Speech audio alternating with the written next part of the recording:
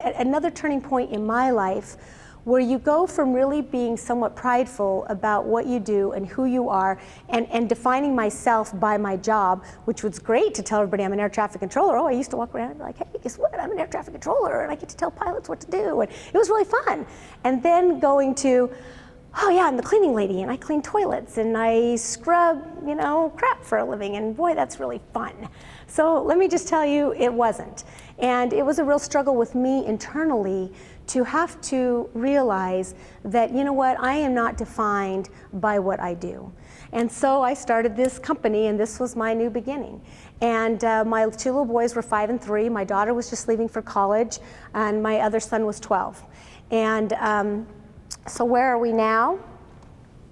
Well, now I'm here. We clean 8 million square feet of space a night for a variety of clients. I employ over 270 employees. And then I'm not going to go through the accolades again because Tyrone already told you, and I don't need to keep going on about that. But this is where we are from me starting cleaning by myself. So these are some of our current clients and customers just around Idaho, and then we also have a full office up in Spokane, and we do a little bit of work in Oregon and Montana. Can you, yeah. Is Colby or Josh, can you see that? Do you want me to read some of our clients? Sure, yeah. So some of our current customers, well actually, we had the Idaho National Guard. Who's in Building 800 that I spoke to here? I said, are you in Building 800? Yeah, okay. So we had the Idaho National Guard for 15 years. Oh God, they were my favorite clients. I love those guys. I probably would name names. You guys would be like, oh yeah, I know them, I know them. And we just barely lost it on a bid. They were one of my longest clients. It was one of the first big major accounts I got when I bid a government account, was the Idaho National Guard. And let me tell you, I spent many years out there cleaning by myself. My daughter would come home for the summer during school and she would clean with me, and then we had a crew, but it was great. So they were just a great client. The Birds of Prey, St. Alphonsus, St. Luke's, we have Idaho Power, the Idaho Department of Transportation, we clean the city of Boise, lots of businesses up in Spokane, lots of banks, we do Washington Trust, Sterling, I can't even name all the banks, but we've got banks like all over, up and down. And then we do a ton of construction cleanups. So we're full service, top to bottom. So we really, we've got a ton of clients. I can't name them all, so if anybody's in here that's my client, I'm sorry. So, when you start a business, and I don't know how many of you are in this room like having hopes of starting your own business. Anybody looking at that at all? Yes, a little bit? Okay, don't be shy, raise your hands. I'm really good with that, okay.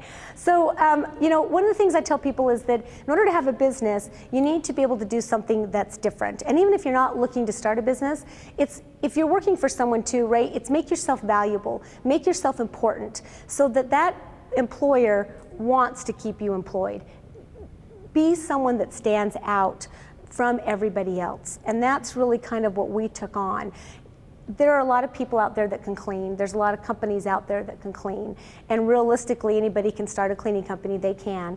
But what does it take to take it from point A to point B, where you start by yourself and you wind up being, the employer of quite a few people?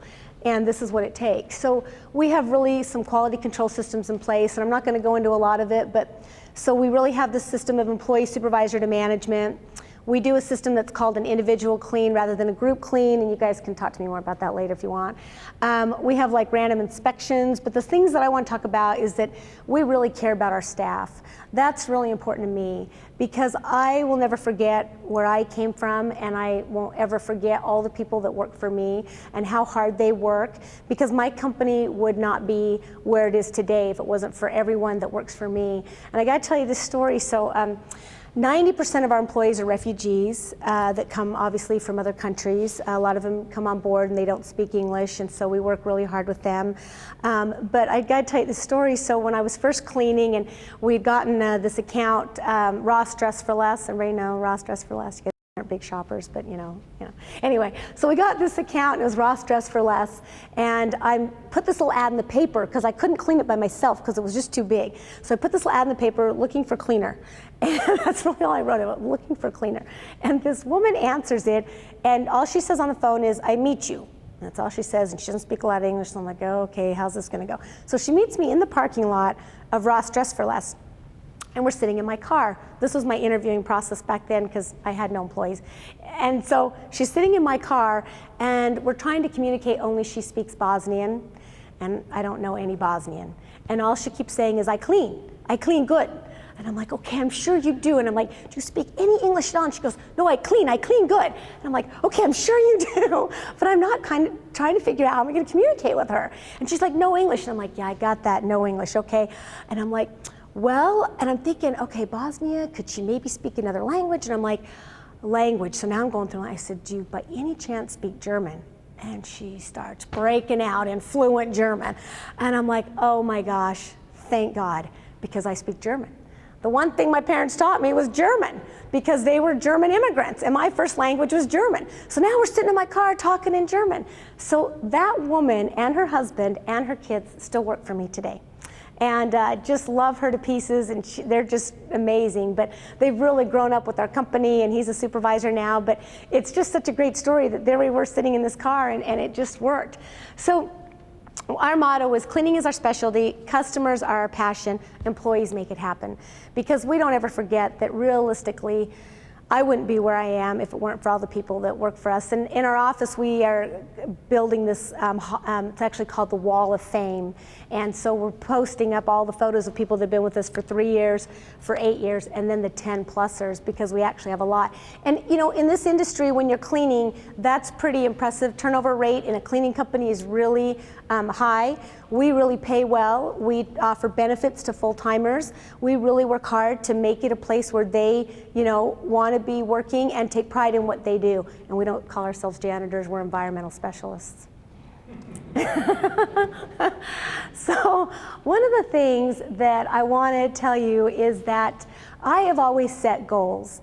And, you know, I don't know, you know, where that comes from or why, but I just want to encourage you to set goals. Because one of the things is that when you set a goal for yourself, no matter what that is, it really does become locked in. It doesn't mean that you can't change it. It doesn't mean like, okay, I had to change my goals. I wanted to be a pilot. I had to change that goal. I didn't get to fly. But it doesn't mean that you shouldn't set them. Regardless of what they are, set some goals for yourself. And I set them every year. I really do, and you know, some people call them resolutions. I don't like to say that. I like to say that I set goals. So each year I set a set of goals. Where do I want to be in my work? Where do I want to be in my personal life? And where do I want to be with my family? And so I set those goals up so that I can take a look at that, and I break it up just like that, because my work is different than my personal, is different than my family. And I want to be able to always move myself in a direction that's forward and that's up and not down. And that doesn't mean you don't have setbacks. We actually just lost $1 million client, just found out a week ago. I know I'm going to cry. No, I'm just kidding. But there's another setback for me. I mean, it's one of the biggest clients. We've done work for them. One of my competitors came in, slashed the pricing. They came to me and they said, Sylvia, we're giving you an opportunity to meet your competitor's price. And I said, well, my competitor pays $7.25 an hour. They don't adhere to the contract scope or the specs. And I really sat there and thought long and hard about it, because I'm about to put 50 people out of work. And I thought, okay, what's better? To give up my integrity and my morals and what I believe in for a bottom line? Well, you know what, it's not. You still have to look at yourself in the mirror at the end of the day, right? And I have to look at myself. And so I'm working really hard to bring in new clients, which we're getting every day, so that we can get those people employed. But to let a bully me, yeah, I don't think so. Yeah, you're right. No, you don't. And so to let a competitor, you know, hire people for $7.25 an hour, and I won't do it. We won't go there. So make sure you set goals and review them every month and make adjustments when necessary. Set some of those goals so that you know you will succeed. You know, okay, I got to tell you this whole Spanish thing that Tyrone was telling me about, that like, you know, I'm supposed to be in Spanish class tonight, which I am, and habla español. Anybody? Yeah, no? Oh, yes? Okay, sí, poquito? Yeah, I can say dos cervezas, por favor. Huh? Good, huh? Yeah. Everybody's like, yeah. So I'm starting this Spanish class because it's been on my goal list, seriously, for like 10 years. We only have one Spanish-speaking employee, so we don't even really need it for my work, but it's like been something I have set for 10 years on my goal list. And every year I take it and I keep it on my goal list, and every year I take it and I put it back on my goal list, and I'm like, that's it. Before the end of this year, I am gonna learn Spanish. So I finally signed up for a Spanish class, and I didn't go tonight Don't tell my teacher. So anyway, also set the goals that are high, because what do you have to lose? What do you have to lose if you set a pie in the sky goal, right? Like, okay, I can't set a goal that says I'm gonna be 6 foot tall, because it's not ever gonna happen. I can wear high heels that'll make me look a lot taller, but I'm never gonna be 6 foot tall. So probably that's an unrealistic goal. But you know what? There's nothing wrong with setting goals that exceed what you think you might be capable of. Because what if you set those goals and just unexpectedly you happen to get there? And then isn't that just the coolest thing, right? Like all of a sudden you set a goal that you thought you might not ever get to, but you do. That's amazing. And so even with my company, I set these goals every single year, step by step by step, that you know what, sometimes we make it and sometimes we don't. But you know what, if we do, wow, it's like, it's that wow moment where you're just like, wow. So set yourself some wow moments, because everybody should have them. And when you get there, it's great. And so what if you're rolling them over year after year after year? Don't lose sight of that, because you never know, it might be your year, right? Might be my year to learn Spanish. Okay, yeah, I thought you guys might like this one. How many of you guys have seen this movie, right? Yeah, okay. This is my favorite clip. And I want you to know I didn't just bring this just because I knew I'd have this great audience full of military guys. It's actually one that I use, and here's why. People always ask me and they say, okay, oh my gosh, Sylvia, how is it that you did what you did? How could you be 15 and pregnant and finish school and go through college? And oh my gosh, now you've got these kids and you've done all this, and how do you do it? And this is what I tell them. I'm like, you can't handle the truth. Well, I'd like to be able to say it like he did. You can't handle the truth. So the truth is, most people can't handle the truth. To get to where I am today, it has taken a ton of hard work. It has taken a lot of sacrifice. I have given up a lot. I mean, honestly, I have given up my personal life. I mean, really up until the last few years, now that my kids are older. I have given that up really completely. I've dedicated myself to my children and to my career, to work, and really work because of the people that work for me, and also because it obviously has supported my children. But I've given up a lot. I've given up sleep. You have no idea. And literally when we started this cleaning company, I was the one cleaning for 10 years. I was out there scrubbing and cleaning every single day. So one of my stories that I love to tell is my boys were 5 and 3, my little ones. And I want to just kind of give you a background too of my family real quick. You guys all still awake? You guys all doing good? Okay. So my daughter was obviously mine. My 12-year-old was my stepson, who was not biologically mine, but I finished raising him and supported him and took care of him because his parents were both a little bit out to lunch. So he didn't have the opportunity once we got divorced to live with me, but I made sure that he was taking care of him financially good. Still calls me mom to this day. I love that kid. He's the one that's 23. My 18-year-old I had when I got married, and my youngest I adopted. He was actually my foster son, and I adopted him at the time. He came and was placed with us at the time that my husband and I were just separating. I didn't want my 3-year-old at the time, when Travis came, to be raised an only child. So when the adoption finalized, the divorce and the adoption kind of simultaneously finalized. And so Travis is now 17, but so he was actually my foster son. And I just like to tell people that again, because it's like most people can't handle the truth. So I've got these 2 little guys. They're 5 and they're 3 at the time of my divorce. My daughter's off to college, and I'm working just seriously like a dog. I'm working day and night, and I take the baby monitor to my neighbors, and thank goodness for the people in our lives that really are there, right? Like our friends, our mentors, our family, because I would take the baby monitor to my neighbor's house, and I would put my boys to bed, and I would go clean. And then I would come back, and then I would take care of them during the day, and then I'd put them to bed and I would go clean. And in between all of that, I'm trying to get clients and trying to get this business rolling. And on top of all that, I went out to real estate school and got a real estate license while I'm trying to get this. Yeah, I know. No, it's not. It's true. It's true. Because I wasn't making enough money in the cleaning company in the beginning. So I thought, okay, I'm going to get a real estate license and I can sell some real estate because I can sell anything. And I'm like, all right, that'll work because that'll bring in some extra income. So on top of all that, not kidding, and I was John L. Scott's Realtor of the Year 3 years in a row while I'm running this business. So see, most people can't handle the truth. And I know I'm pretty high energy, but really I think it's that you have to do what you have to do. Let me just tell you, I'd love to be home in bed laying there just once. My friends are all like, you could never do it. And I'm like, no, yes I can. I seriously can. I just don't have the time to do it. But so when I tell people what it took to get to where I am today, most people don't want to hear it. And it really is just having the guts to move yourself forward. I love a quote that says, the only thing that stops you is fear itself. Because think about what really stops us from achieving or from doing something. It's when we're afraid.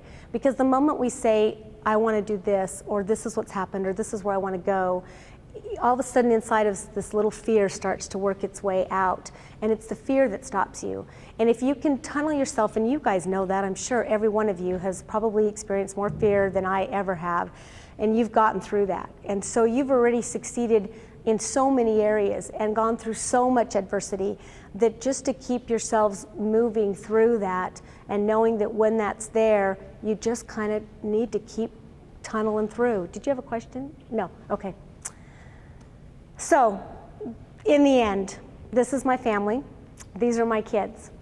And I just need to obviously brag about them a little bit because they all are just amazing. So that's me right there. I just want you to know I'm not one of the kids. And this is my daughter, Jessica. So she is 31. She's an attorney down in California. She works for a great startup company, and just really the pride and joy of my life, clearly, because again, from all the stories that I got told, and luckily I didn't listen to them, but all the people that told me I would never amount to anything, she'll never amount to anything, we'll never amount to anything, boy, I just would love to see them, right, and get them in a room and be like, oh yeah, really? So that's my daughter. This is my son, Ryan. He's my 23-year-old. He lives here in town and just is a super great kid. He's got a landscaping business that he's doing and just kind of does yards and mows yards, and you know, but he's good. He wants to be his own entrepreneur. So I'm like, Ryan, you're picking the hard road. This is my son, Parker. He just left for the University of Utah. I tried to convince him to go ROTC. He wouldn't have any of it. I was like, Parker, really? Go down. He wants pre-med. And I'm like, you really need to go into the military and you need to be, yeah, see, right? Okay, I'm gonna have him come talk to you guys. So he's at the University of Utah. He's a freshman. He just left, broke my heart, started. And this is Travis, my youngest, and he's my foster son that I adopted. He is just an amazing kid. He's big into music and loves DJing and doing music and mechanics, and he wants to actually do auto mechanics or maybe like marine mechanics. He isn't quite sure yet because he's 17. But so that's the family. And I just want to say that in the end, really isn't this the only thing that really matters.